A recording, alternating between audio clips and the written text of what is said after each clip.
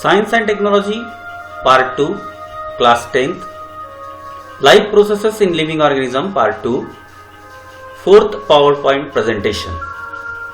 As earlier we have seen how the reproduction takes place in the human being and how the reproduction is particularly responsible for the few new generations.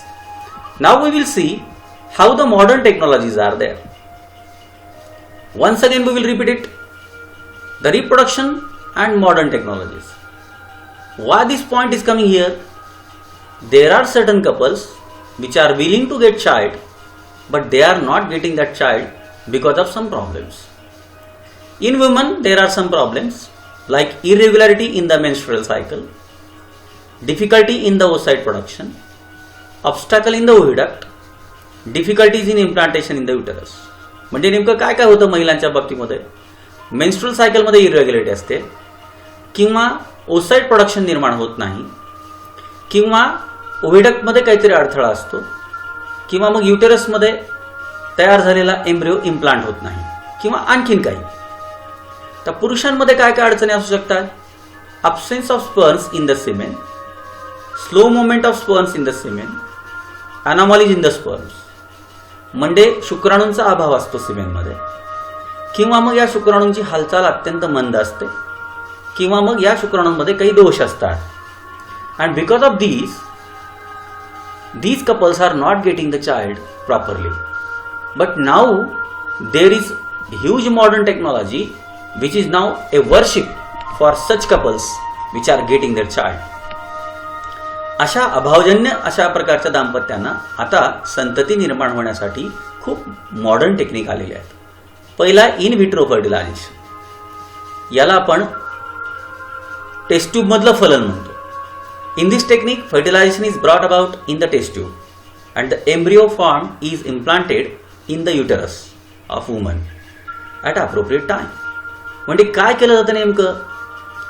जर समजा फलन प्रक्रिया व्यवस्थितरित्या ओव्हिडक्टमध्ये होत नसेल तर पुरुषाकडनं sperms घेतले जातात, महिलेकडनं ओसाइट घेतलं जातं. हे दोन्ही बाहेर एका टेस्ट ट्यूबमध्ये त्यांचं फलन केलं जातं. तयार झालेला झायगोट, तयार झालेला एम्ब्रिओ नंतर युटेरसमध्ये इम्प्लांट केला जातो. IVF technique is used for having the child in case of those childless couples who have problems like less sperm count, obstacle in the oviduct etcetera. म्हणजे शुक्राणूंची कमतरता असणे किंवा ओव्हिडक्टमध्ये ऑब्स्टॅकल असणे, अशा प्रकारच्या कपल्समध्ये IVF हे एक अत्यंत चांगल्या प्रकारचं तंत्रज्ञान आहे. काय केलं जातं बघा IVF मध्ये? In test tube, see here, this is ovum. या ओहम मध्ये स्पर्म इंड्यूस केला जातो. This technique is known as in vitro fertilisation. And after fertilisation the proper zygote, the proper embryo is now implanted in the uterus. दुसरं technique आहे surrogacy. Surrogacy कुणाच्या बाबतीमध्ये करावं लागतं? ज्या महिलेच्या युटेरसमध्ये एम्ब्रिओ इम्प्लांट होत नाही किंवा तो टिकत नाही. Some women have problems in implantation of embryo in uterus. Such women can take the help of the modern remedial technique called as surrogacy. म्हणजे एखाद्या महिलेच्या बाबतीमध्ये ओसाइट चांगले आहेत, पुरुषाच्या बाबतीमध्ये स्पर्म चांगले आहेत, पण तयार झालेला एम्ब्रिओ युटेरसमध्ये इम्प्लांट होत नाही. अशा वेळेला काय केलं जातं? In this technique oocyte is collected from the ovary of the woman having problem in the implantation in uterus. That oocyte is fertilized in test tube with the help of sperms collected from her husband. The embryo formed from such fertilization is implanted in the uterus of some other woman. म्हणजे आता काय होतं? पुरुषाकडनं sperm घेतले जातात, महिलेकडनं oocyte घेतलं जातं, taste ट्यूबमध्ये त्यांचं फलन केलं जातं आणि तयार झालेला झायगोट तिसऱ्याच एका महिलेच्या युटरसमध्ये इम्प्लांट केला जातो. अशा महिलेला सरोगेट मदर म्हणतात. Such a woman in whose uterus the embryo is implanted is called as surrogate mother and the process is known as surrogacy. म्हणजे इथे 9 महिन्यासाठी एखाद्या महिलेचं गर्भाशय त्या इम्प्लांट करण्यासाठी घेतलं जातं, जी ऍक्च्युअली त्या बाळाची आई नसते. Look here, this is the couple. This woman will give the oocyte. The sperms will be taken by her husband. Both are taken in the test tube. A zygote is formed.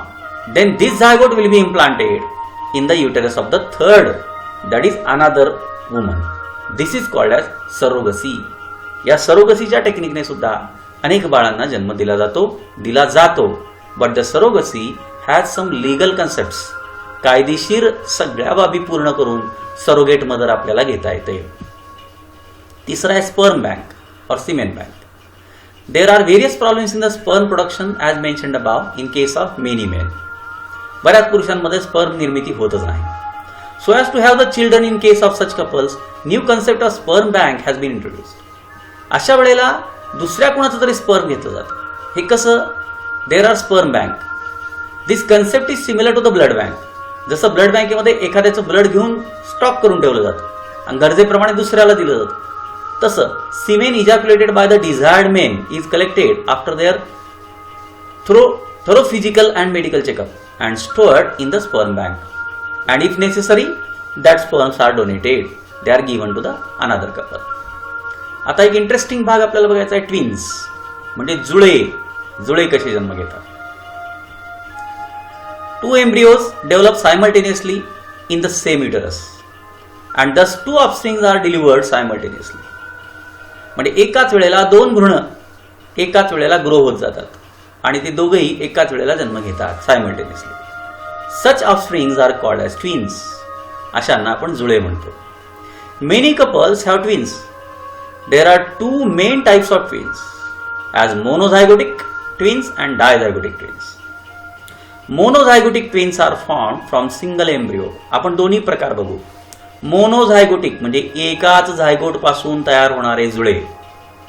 डायझायगोटिक म्हणजे दोन zygote पासून तयार होणारे जुळे. पहिल्यांदा आपण एकाच zygote पासून तयार होणारे बघू. Monozygotic twins are formed from single embryo.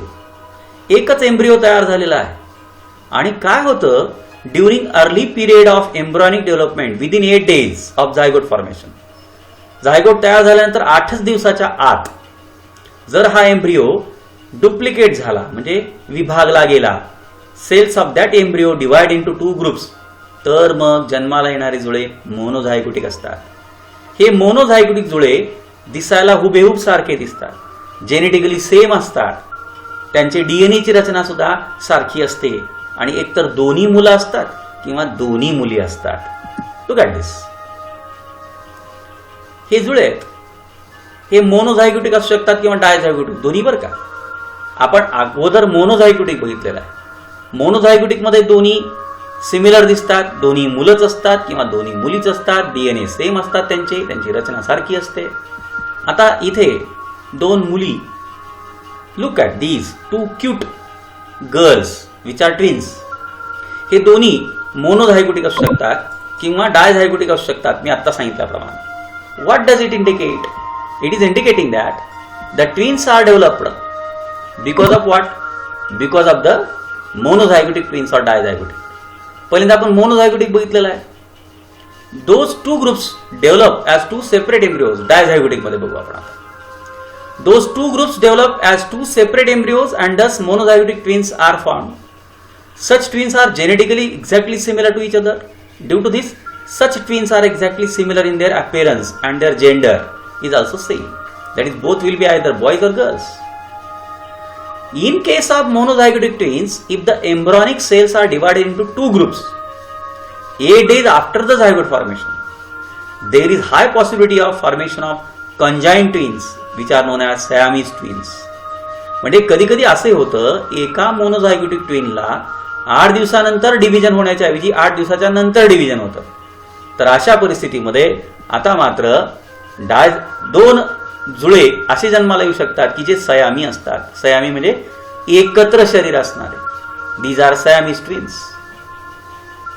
Last point, reproductive health. A person state of being physical, mental and social strongness is called as health. आपल्याकडे काय आहे, आरोग्याच्या बाबतीमध्ये शारीरिक, मानसिक आणि सामाजिक स्थिती चांगली असेल तिचं आरोग्य चांगलं आहे असं म्हणतो आपण. पण आपल्या देशामध्ये फारसा रिप्रोडक्शन हेल्थच्या बाबतीमध्ये अवेअरनेस नाही. का? Because of social customs, traditions, illiteracy, shyness. आपल्याकडच्या सामाजिक धारणा, परंपरा, निरक्षरता आणि लाजाळूपणा याच्यामुळे आपल्याकडे रिप्रोडक्टिव्ह हेल्थबद्दल फारसं बोललं जात नाही. Occurrence of menstrual cycle is related with the reproductive and overall health of woman. महिलांच्या बाबतीमध्ये मेन्स्ट्रुअल सायकल हा त्यांच्या रिप्रोडक्टिव्ह हेल्थच्या बाबतीमध्ये अत्यंत महत्त्वाचा भाग आहे. Nowadays, women are working at par with men. Due to this, they have to stay outdoors for whole day. Bleeding occurs during menstrual cycle. Due to this, private organs, genitals need to be maintained clean time to time. Otherwise, problems regarding reproductive health may arise. Some problems regarding reproductive health may arise in men too. It is essential to maintain the cleanliness of the genitals. It is because of the reproductive health. Population explosion. आपल्या देशामध्ये population explosion प्रचंड आहे. Excessive growth of population within short duration is called as population explosion.